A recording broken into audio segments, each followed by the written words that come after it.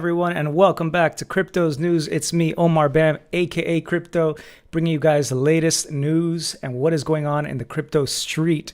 And we have quite a bit to cover today. Today is the 16th birthday. Happy birthday, Bitcoin, of when the Genesis block was mined, the very first block for Bitcoin. So we're going to be covering that, some of the metrics that have been leading us through the last few years to the new highs that we're at right now, trying to get signals as to where we're going to be trending, taking a look at nation states that are possibly going to be adding Bitcoin as reserve status going forward here, and much more. So stay tuned, guys. Thank you so much for tuning in, and we are going to get started as we usually do here with the prices. So we are up 1.4%. We were up 1.5% yesterday. Overall market caps for crypto, which are not small numbers. We're talking about the 1.4% up in the trillions. We're up at $3.663 trillion overall market cap for cryptos. It looks like they've added 6 new exchanges here on CoinGecko from yesterday when we looked at this. And gas prices at a healthy 10.188 gwei. That's the gwei, man. So Bitcoin at $98,192.56, up 1.4%. We saw that yield curve, short curve, came down on the short term, and that boosted all sorts of asset prices, and crypto was no laggard to that. Ethereum fixing the ratio somewhat here, more vertical than Bitcoin, up 4.8% on the day and a nice 9.1% on the week at $3,609.17. And not too much notable here except maybe Cardano. We have some of these tokens that I would say really came out after like 2017, 2018, after that 2017 cycle. These kind of got a bigger name in the retail crowd through that period, who felt like they missed the boat, for example, with Bitcoin and maybe even Ethereum. So Cardano was a huge name in that particular cycle after 2017, and it's coming up again.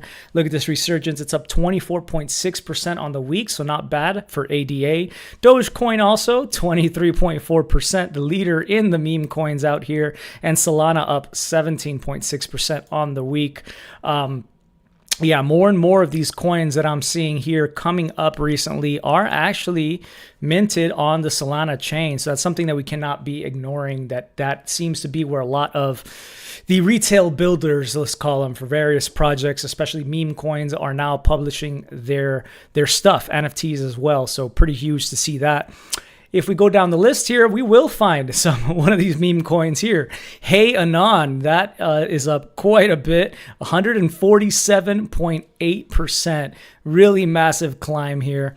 And that is up over this 24 hours, but over 7 days, it's up 323%. So wanted to look at that one, but there's really not much to see here unless you head over to their website. And yeah, welcome to the new era of financial simplicity. Streamline your cryptocurrency journey with our AI agents. Oh, there's that term again. Execute trades, get real-time crypto news, view your portfolio, and let agents handle full DeFi functionality across platforms.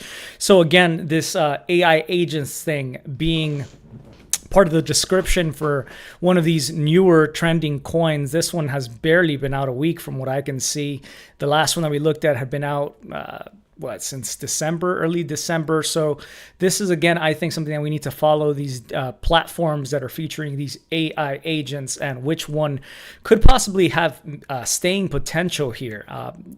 Just wanted to look at that again, because the very next coin that I click on the day after yesterday is another one of these following that A16Z AI agents one that we talked about. So of note there. Fart coin. Fart coin. There's another meme. That's what people are buying these days, right? Fart coin is a cryptocurrency that allows users to submit fart jokes or memes to claim initial tokens. It also features a gas fee system where each transaction produces a digital fart sound. Yeah, I'm not personally interested, but it looks like many are, since a lot of this supply has already been claimed. Looks like there's maybe 241 of those left. So if you got some fart memes and you want to hear some fart sounds and get some of these tokens, I guess those might be available, looking at the total supply and the circulating supply rather versus the max supply. Yeah, I've seen that one come up frequently as the butt of jokes. No pun intended. Anyway, yeah, I love this. This is reposted actually by our boy Elon yesterday. I think it was a repost, as it says here, from Wall Street Bets. Yes. Hello, IRS. So client bought $7,000 worth of Cum Rocket and staked it for 3 months to earn 6,900% interest. Then they sold and took the profits to invest in NFTs, but the dev rugged the project. They only managed to liquidate 10% of their funds. Can the client deduct gas fees for the minting and balance out the short-term capital gains taxes from the cummies? Hello? I mean, like, that's what we're talking about. We're looking at just how complicated these tax structures can be. And so many people, like, especially when they're like newer to crypto and they're just getting excited with these NFTs and like meme projects, they are just getting excited. They're tinkering, they're messing around, which I think is actually interesting. And that's really good for adoption and for people really getting their heads around this thing, assuming they don't like invest money that they can't afford to lose, which is surely not happening, right? But anyway, yeah, trying to mess around with this and then realizing, oh crap, I didn't even think about taxes at all, but you're seeing it more in part of the conversation. Suddenly you realize how difficult it can be to do. Yeah, this definitely this definitely illustrates that super well. So yes, happy birthday, sweet 16 birthday for Bitcoin.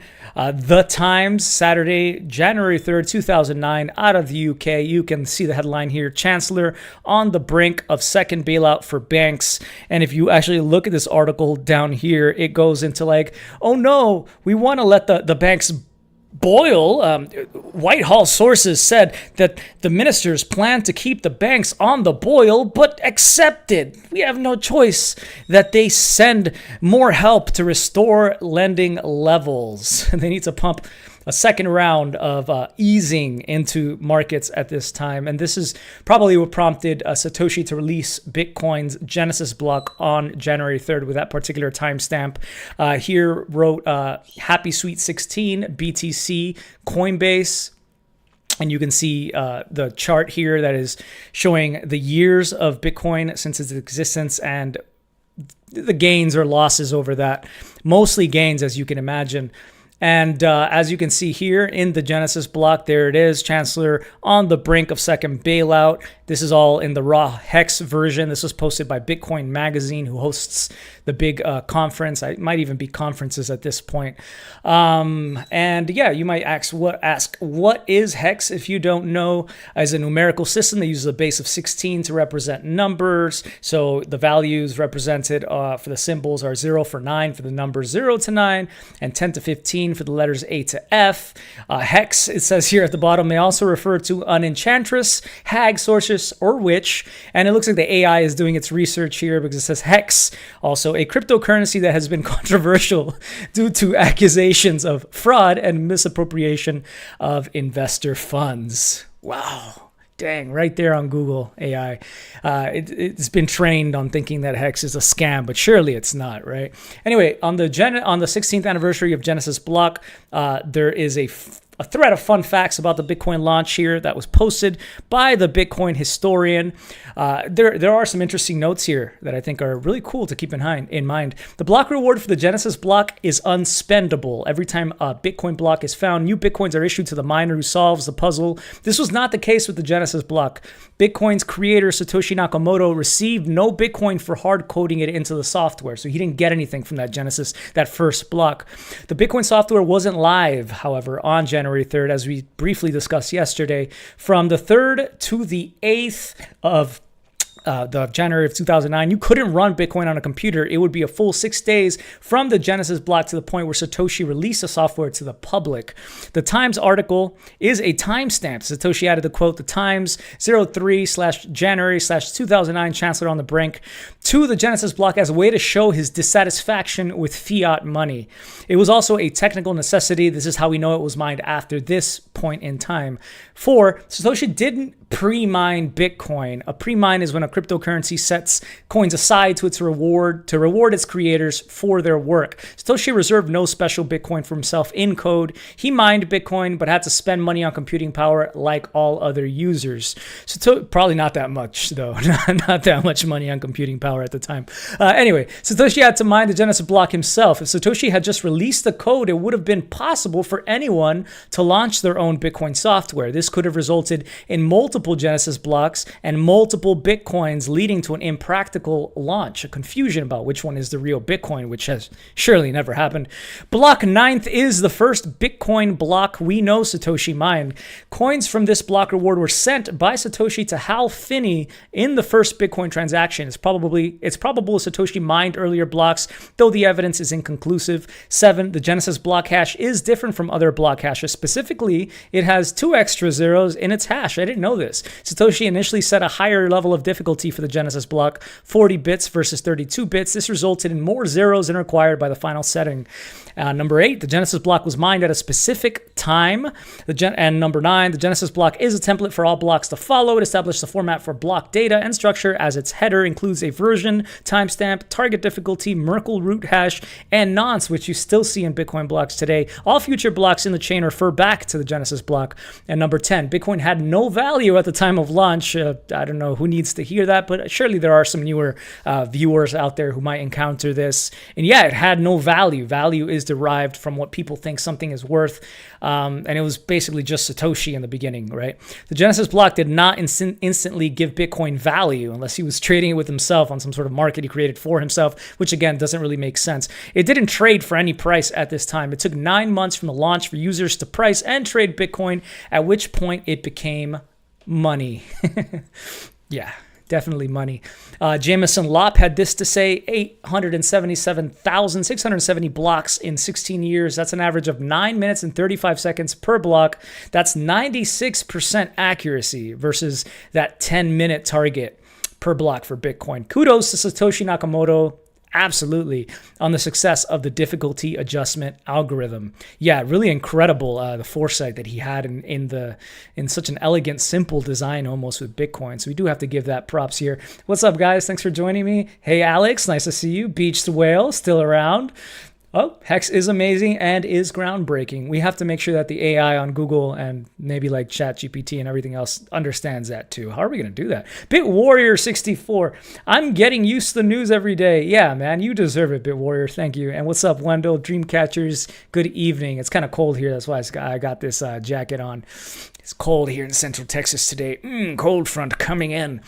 So today also marks the annual January 3rd anniversary of Proof of Keys. So someone I had on the show a few times, actually, one of the most brilliant, absolutely brilliant minds when it comes to valuing Bitcoin, I would say. Really early on, probably the first podcast for Bitcoin was Trace Mayer of the Bitcoin Knowledge podcast. And he launched a few years ago this Proof of Keys. So I believe this came out on 2017. And I'll let you hear from himself exactly what it is on the proofofkeys.com website. Hey, Trace Mayer from the Bitcoin Knowledge Podcast. So I'm going to start a new cultural tradition for the Bitcoin community. It's called the Proof of Keys Celebration. The Genesis block, it came out on January 3rd. Satoshi, there's Bitcoin white paper. And as Andreas has said, not your keys, not your Bitcoin. So on this Proof of Keys celebration, what we're going to do is we're going to withdraw all of our Bitcoin from any third-party services just to prove that they're there, right? Yeah, that's basically it in a nutshell. It's a way to see which exchanges are swimming naked, which ones don't actually have possession of your Bitcoins or crypto, whatever it may be altogether. So withdrawing that to whether that's a ledger or a MetaMask or some sort of other kind of wallet that you have as a way to take ownership and prove you still have it. It should not incur any sort of tax liability, of course, depending how your platform is set up. And they might do that automatically. But no, you're not selling. You're just sending it to yourself for some time. And the more people that can do this, the better we can verify that the Bitcoin is there, that there's not fractional reserve Bitcoin, and so many other benefits that can come derived from the very ethos of Bitcoin's existence as a sovereign money. So yeah, just wanted to give you guys a heads up on that one, as it looks like we're celebrating. Wow. Can't believe it. 8 years. How long have I been talking about crypto? 10 years, actually. Dang, we're celebrating almost 10 years come like June that I've been talking, or November, is it, that I've been talking about cryptocurrencies, starting with Ethereum when we were the first Ethereum news show here on YouTube, and then, of course, covering Bitcoin and other projects afterwards. But I can't believe how long it's been. Wild. Anyway, Trace Mayer, as far as I can see, still gone out of the limelight, even though his website is still up. Haven't heard from him at all. He kind of disappeared from the picture. And yeah, his last post you can see here on x.com was, well, it was Twitter, so we're going to call it Twitter. On twitter.com was in 2020, February 24th, 2020. And yeah, his last podcast as well, March 17th, 2020, with Ballet CEO Bobby Lee about bearer Bitcoin wallets. Anyway, yeah, let me know if you guys have heard from him or about him. I have not at all. I know people ask me all the time. I haven't heard from him. And I had even shot him a message and not gotten a response myself personally a few years ago. I think like a couple of years ago. But yeah, it's still gone as far as I can tell. Chris Dunn, this is going to be, I guess, our Bitcoin chart of the day. Some optimism here for what could be coming up here for the price. A lot of people are looking at these bars. They're looking at these green bars. Each candle basically is an entire year. And you can note that there are about 3 positive years for Bitcoin where it goes up in those years, followed by a down year where it gets smacked down hard. So Chris Dunn, another early podcaster in this space, content creator. He was talking about Bitcoin on YouTube before I had my channel, and really cool guy in real life as well that I've met. Bitcoin's been following the 4-year market cycle with 3 bull years followed by a red bear year. And typical bull years pop right after the next year. So the expectation is that $92,000 price support for Bitcoin will hold, and it will see a new all-time high in the next few weeks. And if you're not too familiar with Chris Dunn, he is definitely not someone who just says stuff to get some sort of following or to get some sort of clout. He is someone who has been quite sincere in publications that I've seen put out there by him. And so just like this, I think from an OG, even before my time, this is something that we have to look at and, really consider. It's not just like another chart put up by somebody brand new on the cryptocurrency subreddit. I kind of definitely take his views quite seriously. So he's expecting a new all-time high in the next few weeks. We'll see if we get that, guys.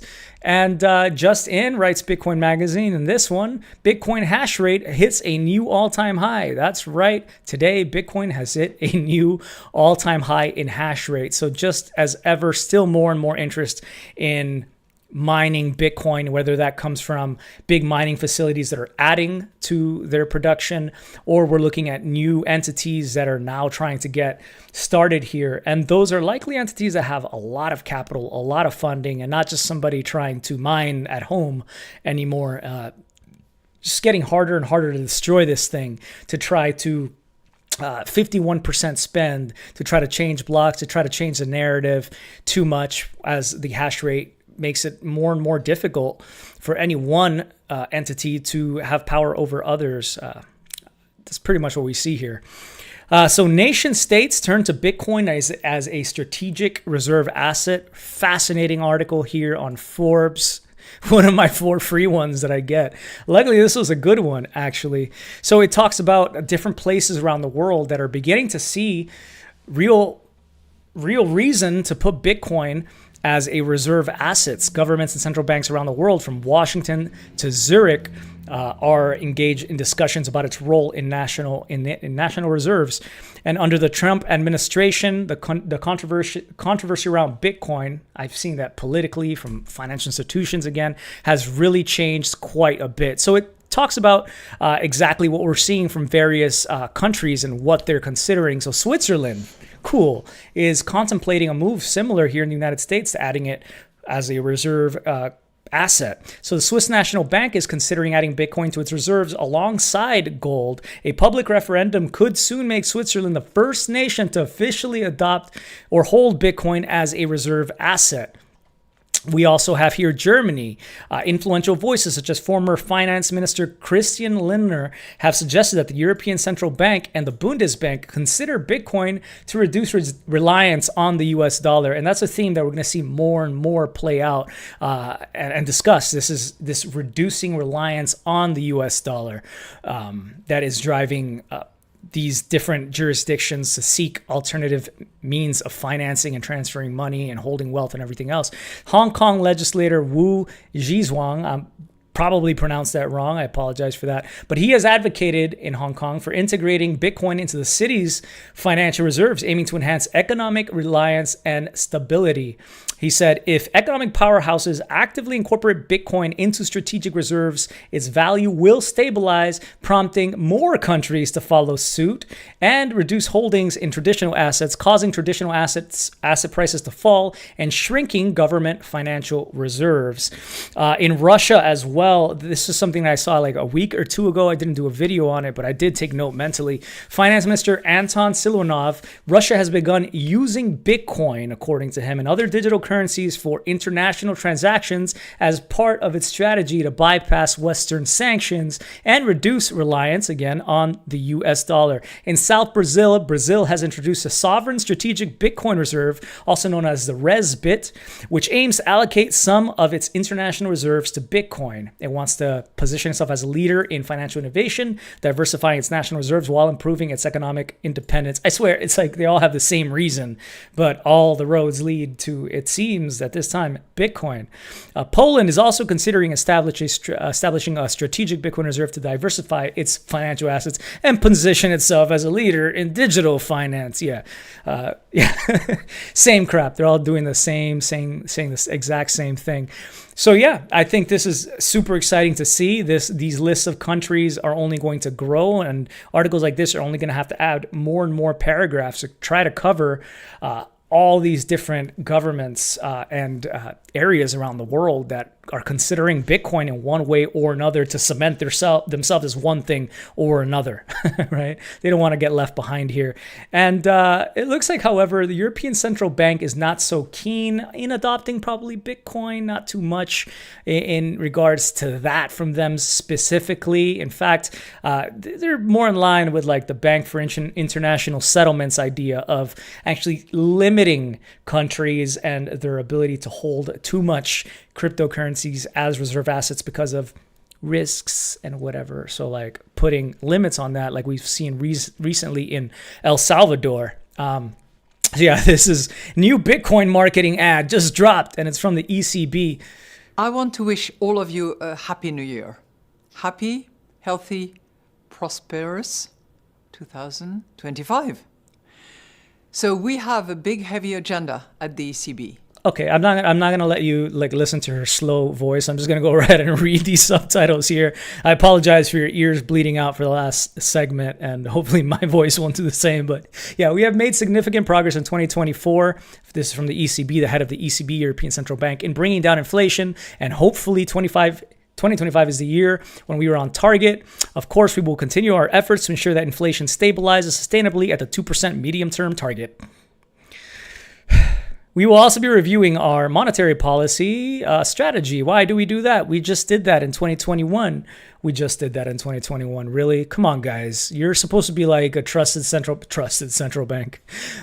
Who trusts them? Well, we're doing it to ensure that it still fits the changing world in which we live and that we are fit for 2025 and following. Oh, yeah? So how about that Bitcoin thing? It seems like that's what everybody else is doing.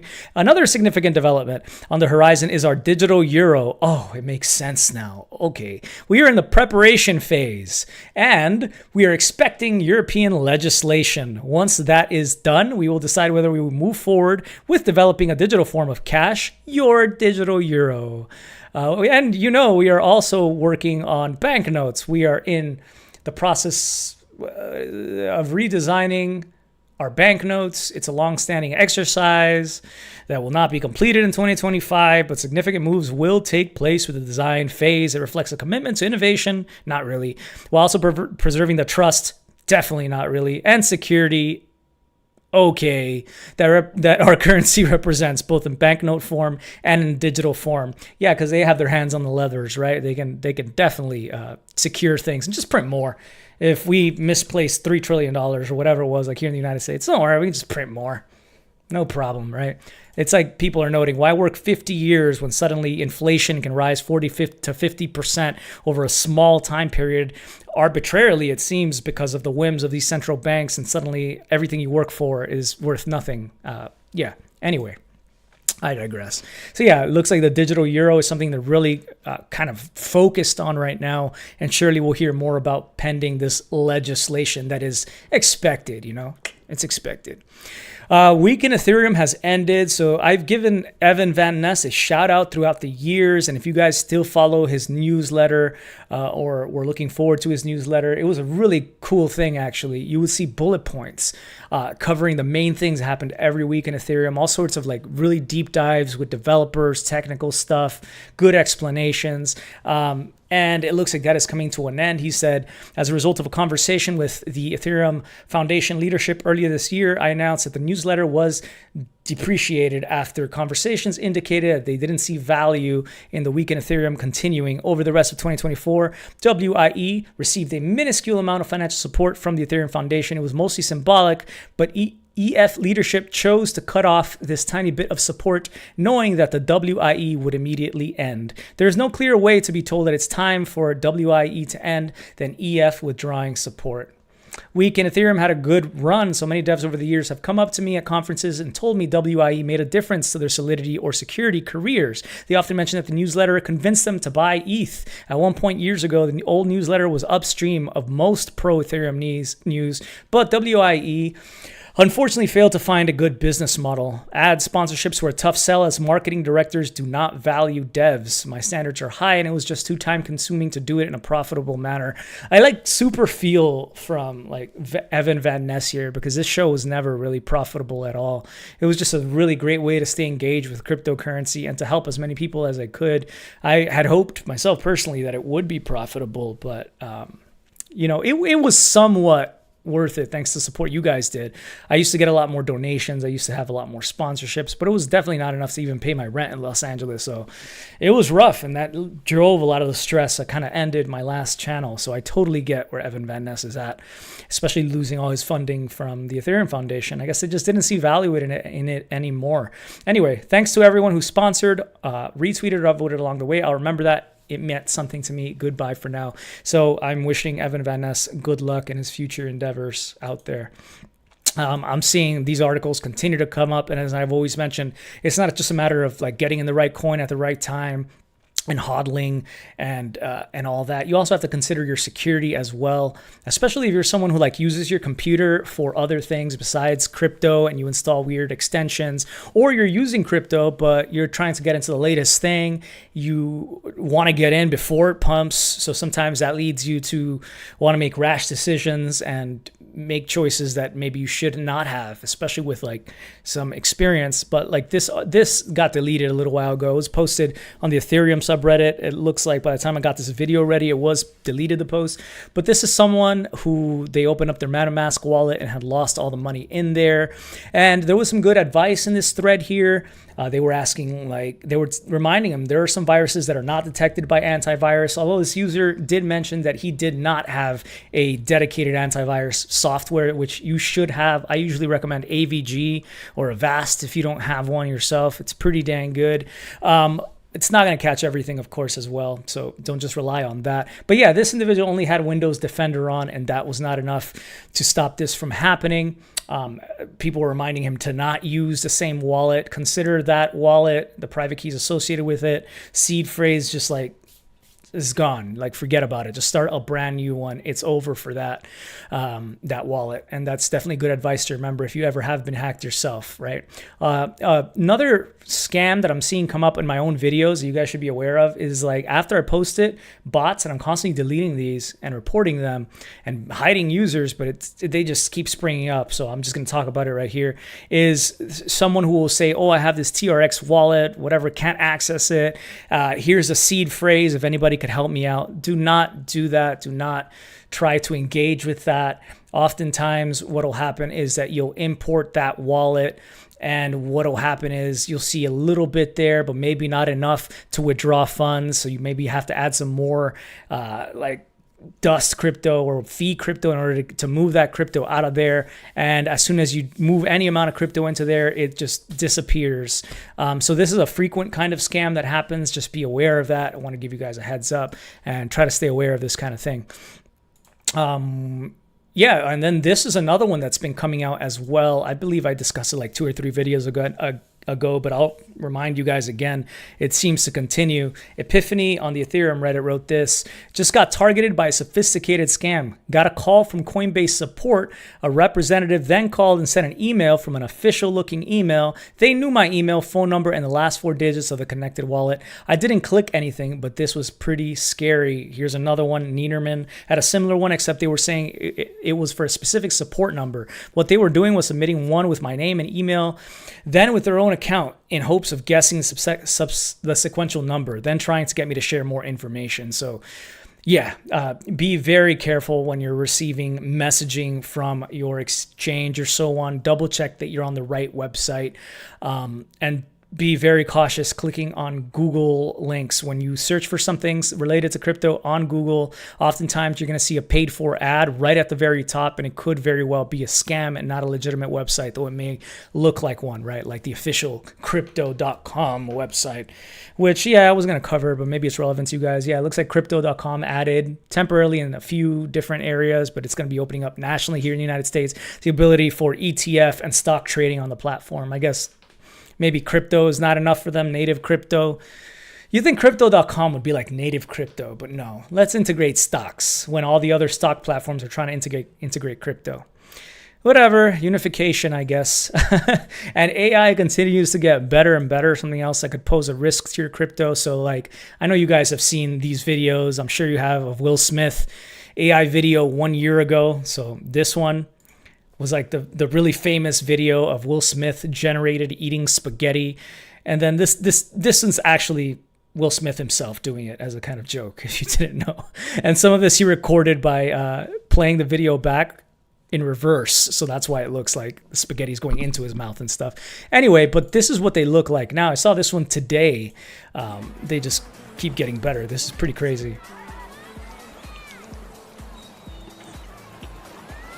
Yeah, at first glance, you could totally, not knowing about the whole spaghetti Will Smith meme, totally believe that it was actually him. And so it's kind of a scary world that we're entering into with this dead internet theory, with more and more scammers easily able to access this technology, create likenesses that are uncanny using your audio, your video, and knowing your phone number and whatever else has been leaked through so many things. So stay cautious and stay wary out there, guys.